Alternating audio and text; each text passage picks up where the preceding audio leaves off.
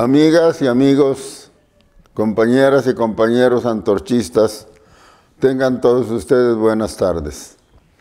Los problemas de nuestro país son múltiples y graves y no son de reciente aparición. Vienen de mucho tiempo atrás, como lo atestiguan y confirman las luchas sociales del siglo XIX y principios del XX, principalmente la Guerra de Reforma, que se inició en 1954 con la Revolución de Ayutla encabezada por don Juan Álvarez y la Revolución Mexicana de 1910-1917. Los hombres de la Reforma se proponían, dicho muy resumidamente, resolver cuestiones fundamentales como la delimitación precisa entre el poder temporal del Estado y el poder espiritual de la Iglesia, lo que se conoce comúnmente como la separación del Estado y de la Iglesia, que definió el carácter laico del Estado mexicano. Esta reforma tuvo muchas repercusiones en la vida social y política de la nación, como el traspaso de las responsabilidades civiles al gobierno y la educación científica de las futuras generaciones. Y algo más trascendental quizás, desamortizar las tierras acaparadas por el alto clero, que en sus manos se mantenían ociosas en su mayor parte, para reincorporarlas de lleno a la actividad productiva, que mucha falta hacía a la golpeada economía del país.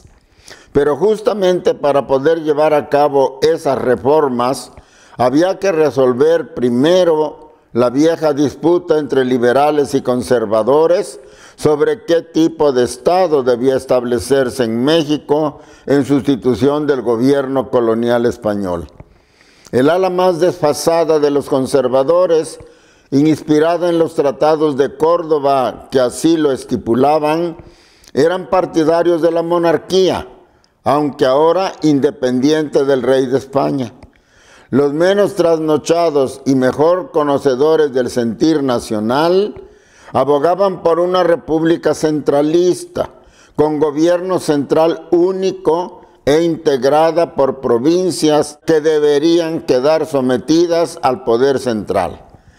Los liberales, en cambio, defendían un modelo de Estado republicano, democrático y federal, con un gobierno nacional a la cabeza de estados libres y soberanos, regidos por una constitución, un parlamento y un poder judicial propios, pero rigurosamente compaginados con las disposiciones establecidas por la Constitución General de la República.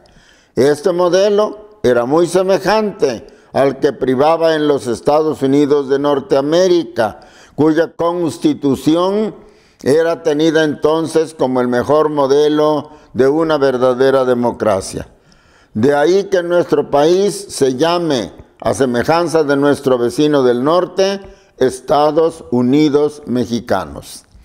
Como ocurre siempre en la historia real, la reforma no resolvió todos los problemas del país. La tierra en particular se volvió a concentrar rápidamente en manos privadas en vez de distribuirse entre los campesinos pobres. Se formaron más y más grandes latifundios que se vinieron a sumar a los que ya existían, las famosas haciendas porfirianas, que con sus avaros y reaccionarios hacendados se convirtieron de facto en el poder más influyente en nuestra vida política. Y no podía ser de otro modo, si no olvidamos que aún no existía un desarrollo industrial vigoroso y por tanto tampoco una clase obrera numerosa y organizada. Los hacendados, con apoyo del gobierno, institucionalizaron el trabajo servil de los campesinos, los peones acasillados de las grandes haciendas, con bajos jornales pagados en especie, las tiendas de raya y las cárceles privadas para castigar a los siervos que intentaban huir. La única actividad productiva de carácter industrial de aquellos años era la minería, sobre todo en el Bajío, el centro norte y el norte del país. Pero el trabajador minero vivía tan sometido y explotado como el peón acasillado. Existía también una industria textil casi artesanal, con obreros sobreexplotados, salarios de hambre y con una productividad muy baja. Se ubicaba principalmente en la región centro de Puebla y Veracruz, toda en manos de españoles. Aún así, creció la población y con ella la demanda diversificada de productos. También se produjo un cierto desarrollo de las exportaciones mexicanas, sobre todo de productos agrícolas como el azúcar, el café y el algodón, de producción de la minería, oro y plata básicamente, y algo de productos textiles. El incremento de la demanda que estos cambios generaron solo se pudo resolver ante una productividad estancada, con jornadas de trabajo más largas y agotadoras, con salarios bajos, reducidos aún más, con multas arbitrarias y nulas prestaciones a obreros y peones. Nuevamente la situación se tornó explosiva, como antes de la reforma, y no es casual que los primeros síntomas de la tormenta que se avecinaba hayan surgido entre los mineros de Cananea, en Sonora, y los obreros textiles de Río Blanco, cerca de Orizaba, en Veracruz. Estalló la revolución, cayó la dictadura de Porfirio Díaz, fracasó la reforma puramente política y democrática que pretendía Madero, y el pueblo en armas entró en escena para saldar a su manera plebeya, como dijo Marx, sus cuentas pendientes con los privilegiados. Zapata y Villa, los más conspicuos representantes de este genuino sentir popular, desdeñaron la oportunidad de hacerse con el poder y este cayó finalmente en manos de la burguesía, la nueva clase en ascenso. Carranza, su representante del momento, quiso modernizar al país. Promulgó la ley agraria del 6 de enero de 1915, abrió la puerta a la organización obrera, promulgó la Constitución de 1917, pero no pudo, en parte por su antiyanquismo visceral, impulsar el desarrollo industrial con el vigor que la nueva clase dominante demandaba, con ayuda de la inversión norteamericana. Perdió apoyo social y cayó asesinado en Tlaxcalantongo. Lo sucedieron Obregón y Calles. Ambos quisieron regresar a la época de la reelección, que tan odiosa se hizo con Porfirio Díaz, y ambos fracasaron, lección que deberían recoger los aprendices de brujos de nuestros días. Obregón fue asesinado en 1928, cuando ya era presidente reelecto, y Calles, en su intento de conservar el poder mediante hombres de paja, se estrelló contra la integridad revolucionaria y la dignidad republicana del general Lázaro Cárdenas. Con Cárdenas, la Revolución Mexicana alcanzó su punto más alto. Fue él quien repartió la tierra a los campesinos, el que impulsó la organización obrera y campesina con la CTM y la CNC. No es culpa suya su posterior corrupción y sometimiento total al gobierno. Ejerció con hechos y no con desplantes oratorios vacuos y arrogantes la soberanía nacional, dando asilo a los trasterrados españoles que huían del fascismo franquista y al revolucionario ruso León Trotsky cuando el mundo entero le había cerrado las puertas.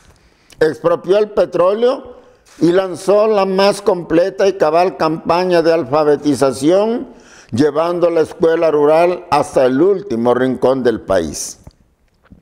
Después de Cárdenas, la revolución hecha gobierno renunció a toda veleidad socializante y enfiló resueltamente por la senda del capitalismo, aunque sin metas precisas científicamente establecidas. Por esta razón, siguió un camino errático de ensayo y error en cierta medida que nos llevó del milagro mexicano al desarrollo compartido, a la sustitución de importaciones y la autosuficiencia económica, al Estado benefactor que gastó sin ton ni son, hasta que detonó una inflación catastrófica y la devaluación del peso a niveles no vistos antes. Durante todo este proceso, lo único que se mantuvo constante fue el carácter mixto de nuestra economía, herencia de la revolución, un curioso intento de matrimonio entre dos formas de propiedad que se excluyen por principio entre sí: la empresa pública y la privada en la industria, el ejido y la agricultura capitalista en el campo. El resultado fue que ambas se combatieron y estorbaron entre sí todo lo que pudieron, entorpeciendo en cada etapa el desarrollo del país y agravando más la crisis económica nacional. Fue por eso que Miguel de la Madrid vio indispensable un cambio de rumbo radical hacia lo que ahora llamamos neoliberalismo, cambio que se consolidó con el presidente Salinas de Gortari. Como se ve, este giro no fue un capricho de nadie, sino la respuesta a una crisis económica que era ya inocultable.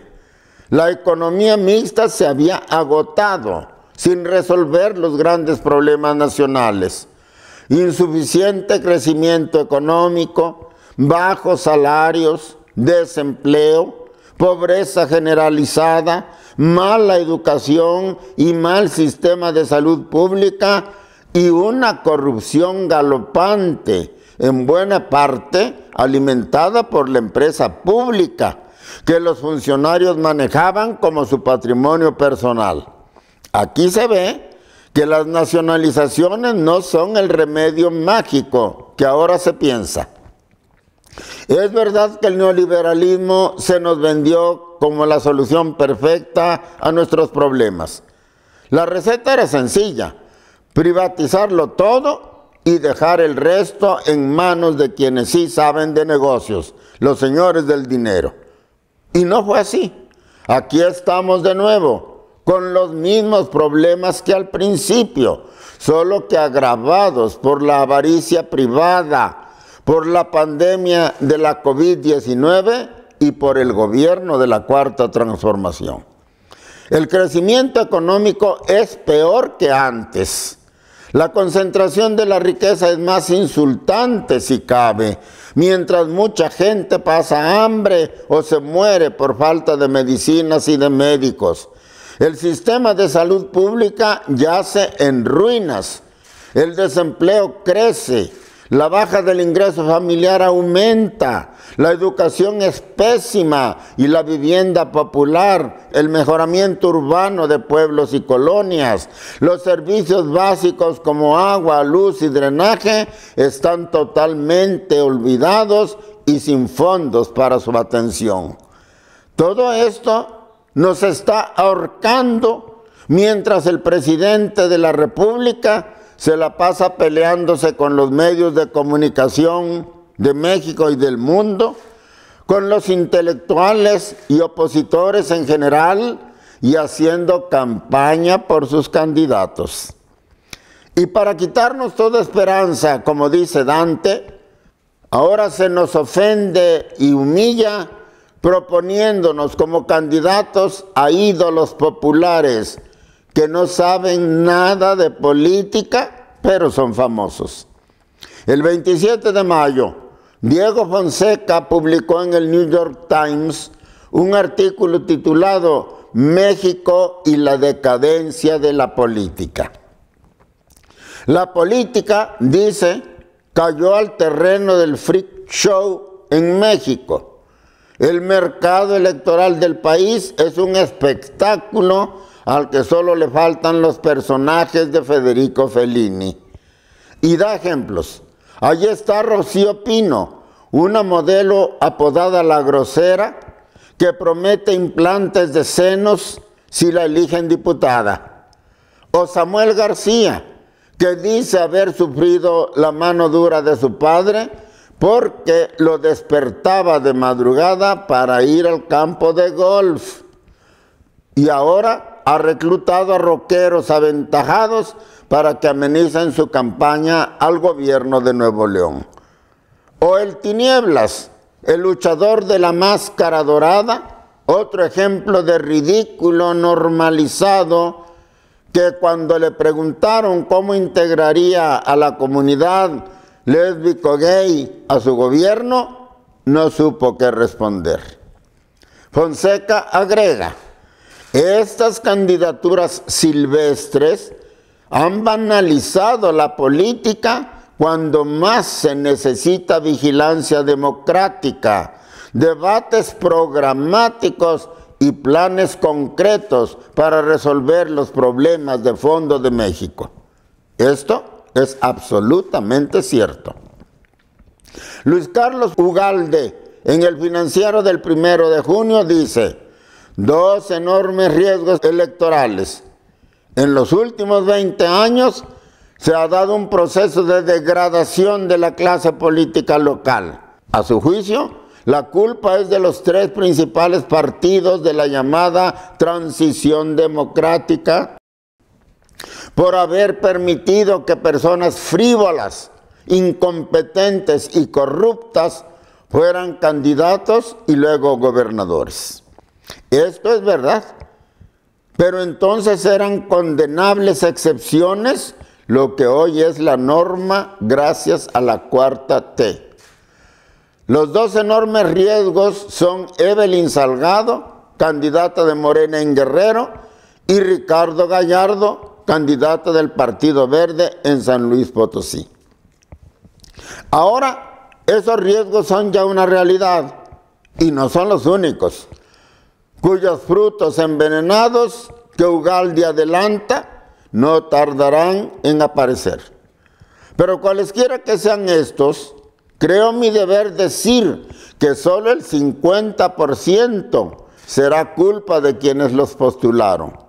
El otro 50% será de quienes votaron por ellos. Los mexicanos tenemos que tomar conciencia de esto.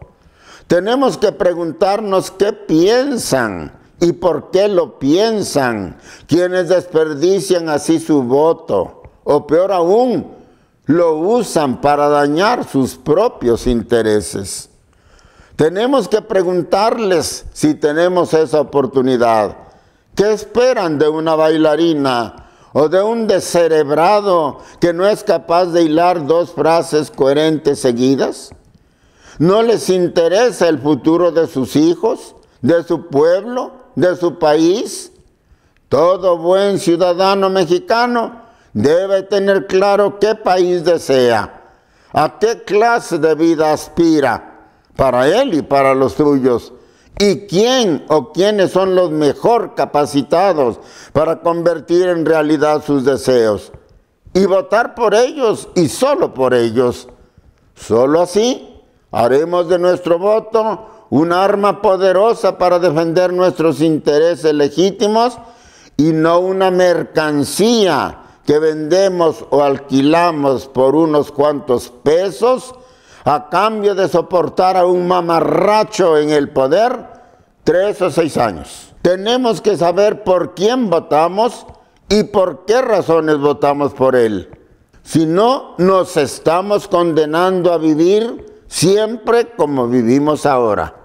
Y no creo que nadie diga que es el paraíso, que así estamos bien, requete bien, y que no necesitamos ningún cambio.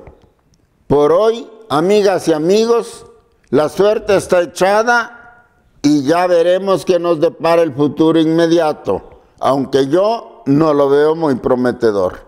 Ojalá me equivoque. Gracias por su atención.